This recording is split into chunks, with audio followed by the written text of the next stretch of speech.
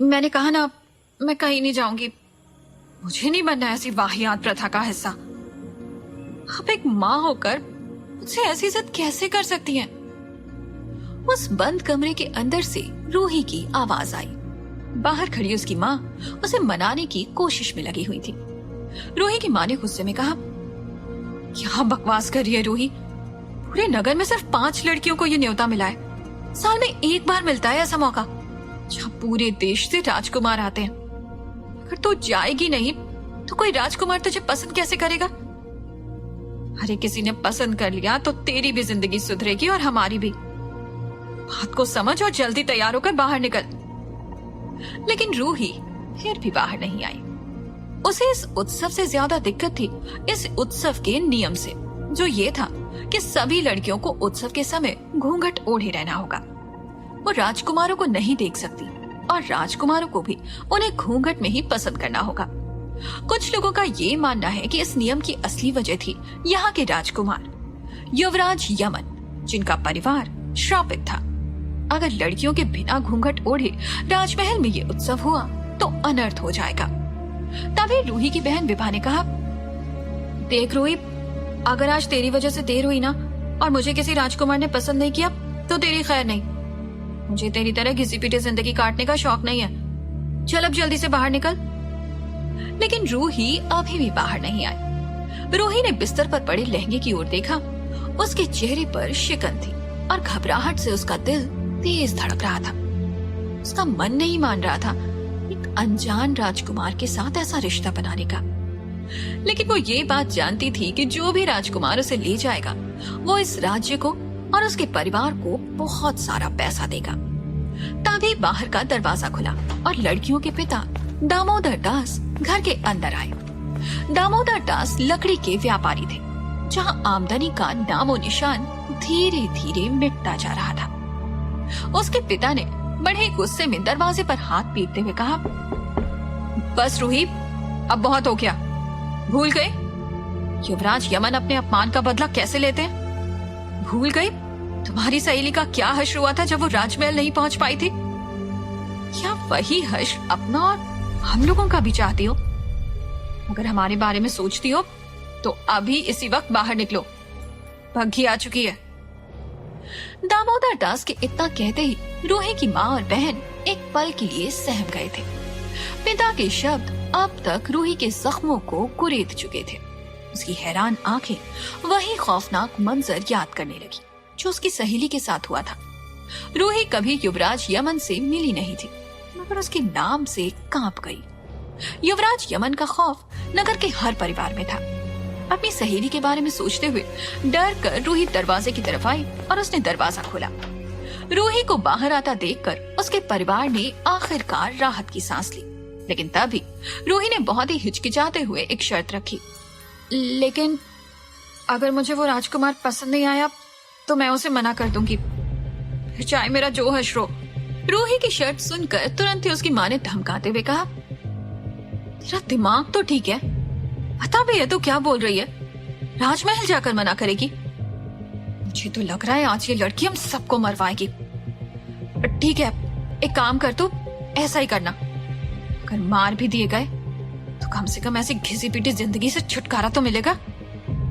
इतने में पिताजी ने माहौल को संभालते हुए कहा, एक बार वहां चलते हैं रूही, फिर सोचते हैं। जाओ बग्घी में बैठो। पिताजी के इन शब्दों से रूही का मन तो शांत नहीं हुआ, लेकिन उसे समझ आ गया कि भलाई इसी में है कि वो अपने परिवार के साथ राजमहल चली जाए। बग्घी में बैठकर पूरा परिवार बाकी परिवारों की तरह महल के लिए रवाना हुआ। दामोदर दास के परिवार को बग्घी की सवारियां कम ही देखने को मिलती थी, इसलिए पूरा परिवार हर गुजरते लम्हे का पूरा लुत्फ उठा रहा था, सिवाय रूही के। वो उदास मन से अपने में ही खोई हुई थी। जहाँ नगर की बाकी लड़कियां और रूही की बहन विभा चटक रंग की साड़ियां और किराए पर लिए आभूषणों से राजकुमार को लुभाने के लिए तैयार थी, वही रूही की सादगी उसके पहनावे में झलक रही थी, जिससे उसकी माँ बेहद नाखुश थी। इस वक्त रूही के मन में बहुत सारे सवाल घूम रहे थे। अगर किसी राजकुमार ने सच में मुझे पसंद कर लिया तो मैं क्या करूंगी? अपनी मर्जी के खिलाफ जाऊं या परिवार की। दोनों में से कुछ भी करने में बहुत डर लग रहा है। समझ नहीं आता आखिर इस नगर का युवराज ऐसा क्यों है जिससे सब इतना डरते हैं। यही सब सोचते सोचते उसे पता ही नहीं चला कि कब उसकी बग्घी राजमहल के अंदर पहुंच गई। जैसे ही रूही के परिवार ने महल में प्रवेश किया, उन्होंने देखा सारी वधुएं घूंघट ओढ़े अपने परिवार के साथ उत्सव के लिए तैयार किए गए विशालकाय शामियाने की ओर बढ़ती जा रही थी। शामियाने के रास्ते में गुलाब की पंखुड़ियां बिछी हुई थी। वहां धीमी आवाज में सितार का संगीत सुनाई पड़ रहा था और शामियाने के द्वार पर महल की दासियां मेहमानों पर इत्र छिड़क रही थी। शामियाने में देश के हर कोने से राजकुमार इकट्ठा हुए थे। लंबे कद और सुडौल शरीर के ये राजकुमार इतने बेशकीमती लग रहे थे कि रूही की बहन विभा की नजर उन पर से हट ही नहीं रही थी। लेकिन एक इंसान की कमी थी शामियाने में, तारपुर के राजकुमार युवराज यमन की। युवराज एक ऐसे राजकुमार थे जो अगर इस शामियाने में आ जाए तो बाकी सारे राजकुमारों को पीछे छोड़ दें, लेकिन वो इसका हिस्सा कभी नहीं बनते थे। उनकी गैर मौजूदगी में हमेशा इस प्रथा का संचालन करता था उनका दाहिना हाथ सिराज। सिराज जानता था कि युवराज उत्सव में नहीं आएंगे, लेकिन प्रथा शुरू करने से पहले हर बार की तरह सिराज राजकुमार के कक्ष में गया। राजकुमार का कक्ष एकदम ठंडा था और चारों तरफ अंधेरा। खिड़की से बस चांद की रोशनी आ रही थी और उसी रोशनी में खड़ा था युवराज यमन, जो चांद की ओर देख रहा था। सिराज ने कहा, युवराज, प्रथा शुरू करने जा रहा हूँ, क्या इस बार आप शामिल होंगे? अपनी लाल आंखें सिराज की तरफ कर आवाज में खरच के साथ यमन ने अपना जवाब दिया, पता चल जाएगा तुम्हें। सवाल पूछने के बाद सिराज यमन से कुछ और भी कहना चाह रहा था। उसने थोड़ा हिचकिचाते हुए यमन से कहा, एक बुरी खबर है यमन, वो लाश जो हमने छुपाई थी उस लड़की माधवी की, उसका कुछ लोगों को पता चल गया है और वो लोग इस मामले को सबके सामने लाने वाले हैं। ये सुनते ही यमन के चेहरे पर गुस्सा था। उसने सिराज से पूछा, इस लापरवाही की वजह? सिराज ने यमन के गुस्से से डरते हुए कहा, लाश को ठिकाने तो लगाया था, पता नहीं ये कैसे हो गया। इतना सुनते ही यमन ने सिराज को वहां से जाने का इशारा किया। सिराज बिना कुछ और कहे वहां से चला गया और सीधा शामियाने में पहुंचा। शामियाने में सैकड़ों परिवार मौजूद थे और सिराज की इजाजत के बाद कार्यक्रम शुरू किया गया। घूंघट ओढ़ी लड़कियों को पालकियों में बिठा दिया गया और उन्हें एक एक करके राजकुमारों के सामने लाया गया ताकि राजकुमार उनमें से अपनी वधु चुने। रूही कुछ कदम पीछे हुई। उसकी तो इच्छा वहां से भाग जाने की हो रही थी, क्योंकि उसे ऐसा लग रहा था जैसे उसके साथ कुछ बहुत गलत होने वाला है। पालकियों को लाना शुरू किया गया और कुछ 2-3 लड़कियों के बाद बारी आई रूही की बहन विभा की, जिसके तुरंत बाद रूही की बारी आने वाली थी। जब विभा की पालकी राजकुमारों के सामने गई तो कोई राजकुमारों से अपनी वधु बनाने में दिलचस्पी नहीं ले रहा था। कुछ देर किसी राजकुमार के आगे न आने पर सिराज समझ गया था कि विभा को कोई नहीं चुनने वाला था, तो उसने पालकियों की तरफ देखते हुए कहा, अगली पालकी लाई जाए। और जैसे ही रूही की पालकी को आगे लाया गया, दूसरी ओर से राजकुमारों की भीड़ लगनी शुरू हो गई। चेहरा ना देख पाने के बावजूद हर कोई उसके यौवन से आकर्षित होता दिख रहा था, जिसे देखकर रूही की माँ ने रूही के पिता से कहा, देखना जी, हमारी बेटी को सबसे अमीर और नेक दिल राजकुमार मिलेगा। विभा ने देखा कैसे उसकी बहन के लिए राजकुमारों की भीड़ लग गई थी और उसके लिए कोई आगे नहीं आया। जलन से वो अपना चेहरा घुमाकर अपने परिवार के पास जा खड़ी हुई। वही राजकुमारों के उतावले चेहरे देखती परेशान होती रूही ने खुद से कहा, कुछ ऐसा हो जाए कि कोई बचा ले मुझे इन सब से। रूही सोचने लगी कि कहीं ऐसा न हो कि परिवार की जिंदगी तो सुधर जाए, लेकिन उसका जीवन नरक बनकर रह जाए। तभी एक राजकुमार ने आगाज किया, ये सुंदरी मेरे साम्राज्य की बहू बनेगी। ये सुनते ही रूही के माता पिता की खुशी का ठिकाना नहीं था। उनकी बेटी नगर की सबसे सुंदर लड़की थी और ये बात सब जानते थे कि एक दिन रूही किसी बड़े साम्राज्य की रानी जरूर बनेगी। लेकिन इतनी जल्दी ये होते देखकर सबके होश उड़ गए। लेकिन रूही ये सुनते ही टूट गई। उसे लगा कि अब उसका भविष्य तय हो गया। उसकी आंखों से आंसू बहने लगे। तभी दूसरी ओर से एक बहुत ही बुलंद आवाज आई, नहीं, ये नहीं हो सकता, ये मेरी रानी बनेगी। ये आवाज सुनते ही शामियाने में एक सन्नाटा छा गया। सब लोग एक दूसरे की तरफ देखने लगे। प्रथा के अनुसार जो राजकुमार पहले चयन कर ले वधु उसकी होगी। तो फिर ये कौन है जिसने इस नियम को तोड़ने की बात की? सिराज ने उस राजकुमार की ओर देखा। ये दूसरा राजकुमार रूही के यौवन को देखकर इतना ज्यादा आकर्षित हुआ कि उसने इतनी बड़ी बात कह दी। पीछे खड़ी रूही की बहन विभा को मन ही मन इस बात से जलन होने लगी कि कोई प्रथा को तोड़ मरोड़ने को तैयार था, वो भी रूही के लिए।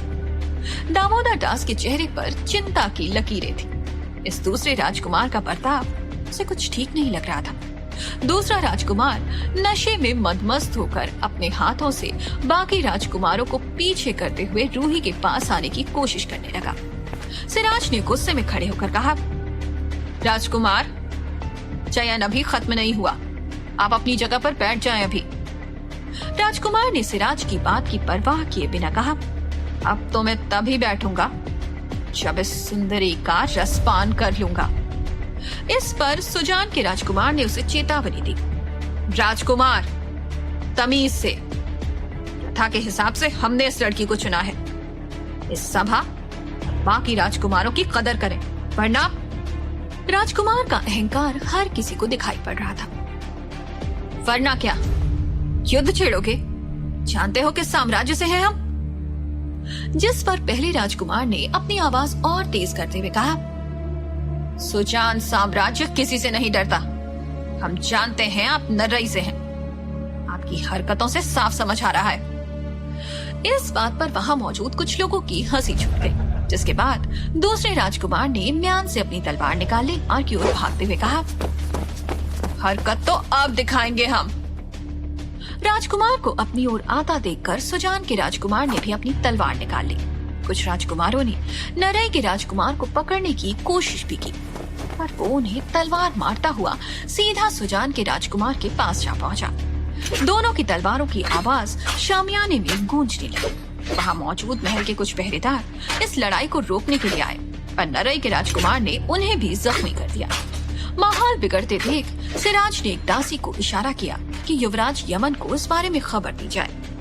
दासी जल्द ही युवराज के कक्ष में गई और दरवाजा खटखटाते हुए कहा, माफी चाहते हो युवराज, नरई के राजकुमार नियंत्रण से बाहर हो रहे हैं। यमन अपने कक्ष के अंदर ठंडे गोश्त की खुशबू के बीच बैठा हुआ था।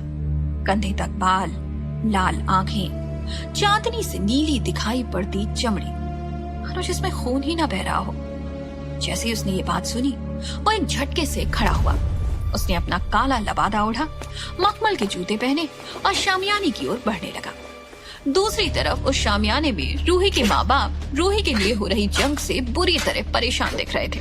रूही की माँ ने रूही के पिता से कहा, ये सब क्या हो रहा है? हमारी बेटी को तो कुछ नहीं होगा ना? क्यों जी? रूही के पिता के पास इन सवालों का कोई जवाब नहीं था।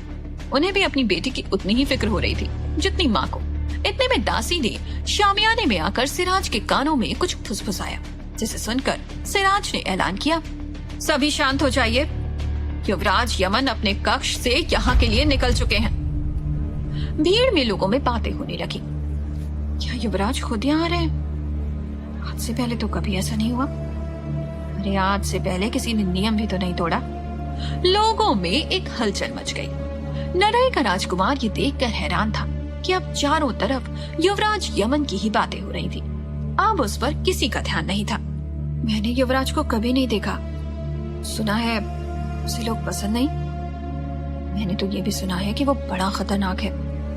रूही के कानों में जब लोगों की ये बातें पड़ी तो वो डर गई। इधर उधर देखते हुए, नजरें बचाते हुए वो चुपके से वहां से निकल गई और महल की ओर चली गई। दूसरी ओर युवराज यमन गुस्से में शामियाने की ओर बढ़ रहा था। चलते चलते जैसे ही रूही एक अंधेरे गलियारे से निकली, उसका घूंघट दीवार पर लगे भाले में फंसकर पीछे की तरफ खिंचा और उसके बाल लहराते हुए खुल गए। महल के अंधेरे गलियारे में चमकती रूही अपने घूंघट को छुड़ाने में लग गई, जिसके कारण उसकी पायल बजने लगी। गलियारे से आती पायल की आवाज सुनकर युवराज यमन को एक अजीब एहसास हुआ। वो तेजी से उस ओर बढ़ा और उसने वहां पहुंचकर देखा कि एक लड़की जिसके कमर के नीचे तक खुले बाल हैं, अपना घूंघट छुड़ाने की कोशिश कर रही थी। यमन उसे लगातार देखने लगा। काफी मशक्कत के बाद रूही ने भाले में फंसे घूंघट को निकाला और खुद से कहा, पगली देख कर चल जरा, कपड़ा फट जाता तो। यमन ये सुनकर वहीं रुक गया, जबकि वहां शामियाने में सिराज उसका इंतजार कर रहा था। उसने ऐसी मासूमियत, ऐसी खूबसूरती पहले कभी नहीं देखी थी। शामियाने में जाने के बजाय वो रास्ता बदलकर रूही के पीछे जाने लगा। रूही चलते चलते महल के थोड़ा और अंदर पहुंच गई। उसने अंदर से महल पहले कभी नहीं देखा था। उसने गौर किया कि यहाँ हर तरफ उजाला कम था। रोशनी के लिए मशालें उतनी नहीं थी जितनी होनी चाहिए। उसे ये बात समझ नहीं आई कि युवराज को अंधेरा क्यों पसंद होगा। और तभी रूही की नजर एक परछाई पर पड़ी। उसने पुकारा, हिमेर। वो शख्स इस जानी पहचानी आवाज को सुनकर तुरंत मुड़ा और कहा, रूही तुम यहाँ? हिमेर की बात सुनकर रूही ने उससे कहा, यही सवाल तो मेरा भी है, तुम यहाँ कैसे? इन बातों से अनजान यमन थोड़ा दूर खड़ा रूही को उस शख्स से बातें करता हुआ देख रहा था। तभी यमन को पीछे से सिराज की बेचैनी भरी आवाज सुनाई दी। यमन, बाहर हंगामा मच गया है, तुम्हारा वहां होना बहुत जरूरी है। हालांकि ये बात गंभीर थी, लेकिन यमन ने इस पर कोई जवाब नहीं दिया। वो रूही को देख रहा था। सिराज ने पूछा, जल्दी बताओ मुझे कि क्या करना है। यमन ने रूही और हिमिर की तरफ ही देखते हुए कहा, पता करो ये दोनों कौन है। सिराज ने जब उस तरफ देखा तो देखकर चौंक गया कि यमन जिसका पता करवाना चाह रहा था वो रूही थी, जिसके लिए शामियाने में इतनी बड़ी लड़ाई हो रही थी। अपनी बात कहकर यमन ने सिराज को वहां से चले जाने का इशारा किया। वही रूही से बात करने के बाद अब तक हिमिर भी वहां से जा चुका था। रूही की खूबसूरती, उसकी आवाज यमन के दिल और दिमाग में गूंज रही थी, जिसके चलते उसने खुद रूही की ओर चलना शुरू कर दिया। पर रूही वहां से जाने लगी। चलते चलते अचानक उसे ठंड का एहसास हुआ। उसे अपने पीछे एक अजीब तरह की आहट महसूस हुई, जैसे कोई साया हर कदम उसके पीछे रेंगता हुआ आ रहा था। रूही ने तुरंत पलट कर देखा, पर वहां कुछ नहीं था। डर के मारे उसने वापस शामियाने की ओर चलना शुरू कर दिया। तभी उसने रोशनदान से आती रोशनी से फर्श पर बनती परछाई पर गौर किया। वो पीछे मुड़ी तो सामने राजकुमार यमन खड़ा था। महल में घूमते हुए पकड़े जाने पर उसने तुरंत ही घूंघट ओढ़ते हुए अपना सिर झुका लिया। यमन ने रूही से पूछा, अनजान अंधेरी जगह में आप ऐसे अकेले घूम रही हैं? डर नहीं लगता आपको? रूही ने घूंघट संभालते हुए थोड़ा हिचकिचाते हुए कहा, डर? लेकिन किससे? वो भी राजमहल में? युवराज के चेहरे पर एक मुस्कान बरकरार थी। उसी मुस्कान के साथ उसने कहा, वैसे आपका नाम क्या है? रूही ने डरते हुए कहा, रूही। यमन उसे देखता रहा। उसके कानों में गूंजती रूही की आवाज, उसकी भीनी सी खुशबू, पायल की झनकार उसे रूही का दीवाना बना चुके थे। उसका पूरा शरीर बदलने लगा था। और तभी रूही ने देखा कि यमन के पैरों के नाखून बड़े होते जा रहे थे। उसे अपनी आंखों पर यकीन नहीं हुआ। थोड़ी हिम्मत करके उसने ऊपर देखा तो यमन के हाथों के नाखून और दांत भी बढ़ते जा रहे थे। आंखें भयंकर लाल और बाल लंबे। धीरे धीरे युवराज यमन एक विशाल दरिंदे में तब्दील हो रहा था। ये देखकर अगले ही पल रूही के कदम पीछे हटने लगे और वो भागने लगी। भागते भागते उसकी धड़कनें तेज हो गई। डरती हाँफती वो शामियाने में सही सलामत वापस पहुंची। उसे समझ नहीं आ रहा था कि उसने अभी क्या देखा। वो बार बार ये देखने लगी कि कहीं वो सपना तो नहीं देख रही थी। रूही की माँ ने गुस्से में उससे सवाल किया, कहाँ रह गई थी तुम? कब से ढूंढ रहे थे तुम्हें? रूही इस बात का जवाब देती कि तभी उसकी नजर सामने की ओर गई। शामियाने के एक छोर से चलता हुआ युवराज यमन अपने इंसानी रूप में वहां आया और अपनी गद्दी पर आकर बैठ गया। वहां मौजूद लड़कियों की ओर देखने लगा। सब लोग युवराज के वहां आने से चौंक गए थे, पर सबसे ज्यादा आश्चर्य रूही को हुआ। युवराज यमन ने उन दो राजकुमारों को देखा जो रूही के लिए लड़ रहे थे। उसने देखा कि वहां तलवार से जख्मी पहरेदार पड़े हुए थे। उसे विश्वास नहीं हुआ कि उसके महल में कोई और ऐसा करने की हिम्मत दिखा सकता था। गुस्से में यमन ने शामियाने में हर तरफ अपनी नजर घुमाई और फिर एक दमदार आवाज में कहा, ना नरई ना सुजान, कि लड़की इस नगर से कहीं नहीं जाएगी। ये हमेशा इसी नगर में रहेगी और आज के बाद ये प्रथा नहीं होगी। उसके इतना कहते ही वहां हंगामा मच गया। इस ऐलान के बाद नरई का राजकुमार भी सोच में पड़ गया था कि आखिर वो रूही को कैसे अपनी वधू बना पाएगा। लेकिन युवराज ने अपनी बात कहने के बाद एक नजर रूही की ओर देखा और वहां से चला गया। ये बात सुनकर पहले से सहमी हुई रूही अब और ज्यादा सहम गई, क्योंकि वो युवराज का ऐसा रूप देख चुकी थी जो इंसान के आसपास भी नहीं था। उसे समझ नहीं आ रहा था कि युवराज यमन ने ऐसी बात क्यों कही। वो क्या चाहते हैं उससे? क्या ये उसके लिए किसी खतरे का आगाज था? तो दोस्तों,